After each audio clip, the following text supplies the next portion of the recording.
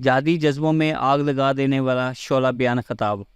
فتح اسکلان کے بعد سلطان نے تمام مسلمان لشکروں کو جو اطراف و جوانب میں منتشر ہوئے تھے بیت المقدس کی طرف کوچ کرنے کے لیے جمع کیا، اور علماء اور فضلاء اور عرفان اور علم کے اہل کمال کو جو اس عرصہ میں سلطان کی کامیابی کی خبریں سن کر مختلف ممالک میں دیار سے اس کے پاس جمع ہو گئے تھے، ساتھ لیا اور اللہ تعالیٰ سے فتح و نصرت کی دعائیں مانگتے ہوئے اس مقدس گھر کی طرف راہی ہوئے۔ بیت المقدس کے قریب پہنچنے پر جب عیسائیوں کی فوج کے ایک دستہ سے مسلمان لشکر کی ایک بڑی ہوئی جماعت سے مڈبیر ہو گئی تو سلطان نے تمام ارکان دولت، اہل شجاعت، شہزادگان والا مرتبہ، برادران عالی ہمت اور تمام امراء اور مصاحبین اور اہل لشکر کا ایک دربار مذہب کیا اور ان سب سے صلاح و مشورہ لیا، اور خاتمہ پر ان سب کو خطاب کر کے ایک پر اثر تقریر کی اور کہا کہ اگر اللہ تعالیٰ کی مدد سے ہم نے دشمنوں کو بیت المقدس سے نکال دیا تو ہم کیسے سعادت مند ہوں گے، اور جب وہ ہمیں توفیق بخشے گا تو ہم کتنی بڑی بھاری نعمت کے مالک ہو جائیں گے۔ بیت المقدس 91 برس سے کفار کے قبضہ میں ہے، اور اس تمام عرصہ میں اس مقدس مقام پر کفر اور شرک ہوتا رہا ہے، اور ایک دن بلکہ ایک لمحہ بھی اللہ واحد کی عبادت نہیں ہوئی۔ اتنی مدت تک مسلمان بادشاہوں کی ہمتیں اس کی فتح سے قاصر رہی، اور اتنا زمانہ اس پر فرنگیوں کے قبضے کا گزر گیا۔ بس اللہ تعالیٰ نے اس فتح کی فضیلت آل ایوب کے واسطے رکھی تھی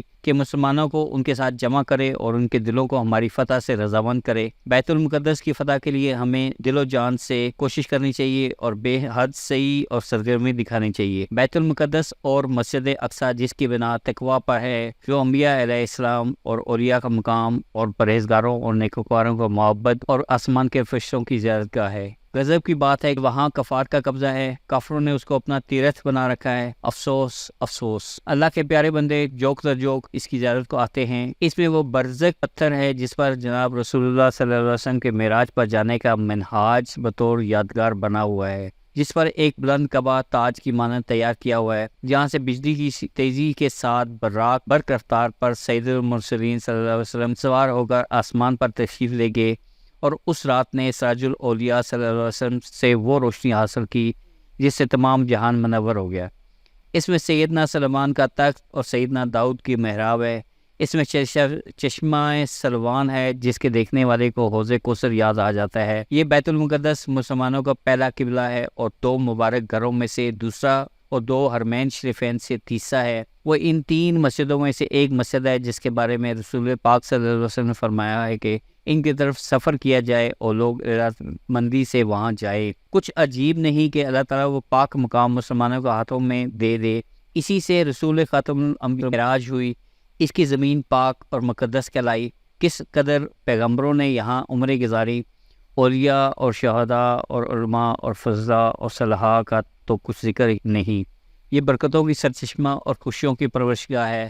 یہ وہ مبارک صخرہ شریف اور قدیم قبلہ ہے، اس میں خاتم الانبیاء صلی اللہ علیہ وسلم تشریف لائے اور آسمانی برکتوں کا نزول متواتر اس مقام پر ہوا۔ اس کے پاس رسول مقبول صلی اللہ علیہ وسلم تمام پیغمبروں کی امامت کی، جہاں رول امین ہمراہ تھے۔ جب نبی صلی اللہ علیہ وسلم نے یہیں سے اعلیٰ العلین کو صعود فرمایا، اسی میں سیدہ مریم کی وہ محراب ہے جس کے حق میں پروردگار عالمین فرماتا ہے کہ اللہ کے نیک بندے اس میں تمام دن عبادت کرتے اور راتوں کو بیدار رہتے ہیں۔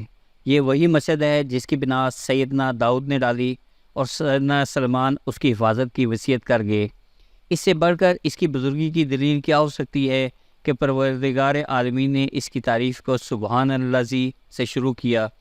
سیدنا عمر نے کمال صحیح سے اس کو فتح کیا تھا، کیونکہ اس کی تعریف میں اللہ تبارک و تعالیٰ نے ایک بزرگ سورہ کو شروع کیا اور قرآن کا نصب بھی وہیں سے شروع ہوتا ہے۔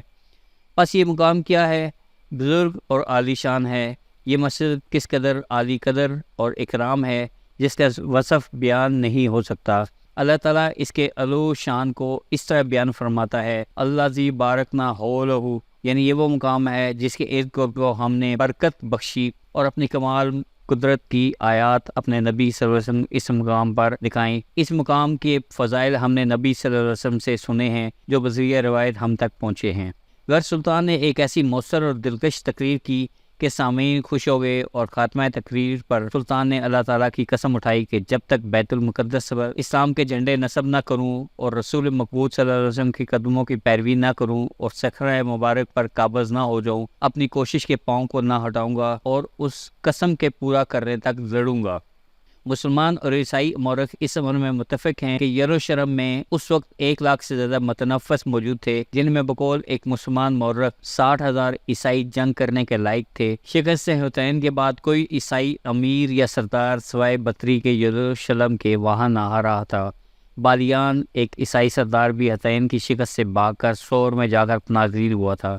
وہاں سے بقول مورخ آرچر اس نے سلطان سے اجازت مانگی کہ اس کو اپنی بیوی اور بچے یروشلم میں پہنچا دینے کے لیے وہاں 1 دن کے لیے جانے دیا جائے، اور پختہ اقرار کیا کہ اگر اجازت دے دی گئی تو 1 شب سے زیادہ وہاں نہ ٹھہرے گا۔